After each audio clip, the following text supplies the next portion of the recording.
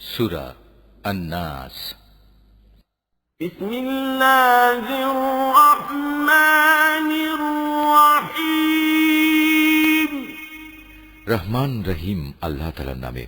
হে নবী, তুমি বলো, আমি আশ্রয় চাই মানুষের মালিকের কাছে, আমি আশ্রয় চাই মানুষের আসল বাদশাহর কাছে, আশ্রয় চাই মানুষের একমাত্র মাবুদের কাছে, আমি আশ্রয় চাই কুমন্ত্রণা দানকারীর অনিষ্ট থেকে, যে প্ররোচনা দিয়েই গা ঢাকা দেয়, যে মানুষের অন্তরে কুমন্ত্রণা দেয়, জিনদের মধ্যে থেকে হোক বা মানুষদের মধ্যে থেকে হোক, তাদের অনিষ্টের হাত থেকে আমি আল্লাহ তাআলার কাছে আশ্রয় চাই।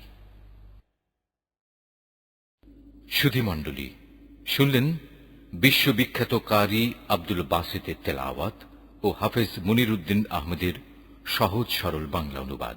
আল্লাহ তাআলা আমাদের সবার জীবনকে কোরআনের রহমত ও বরকত দিয়ে ঢেকে রাখুন, আমিন।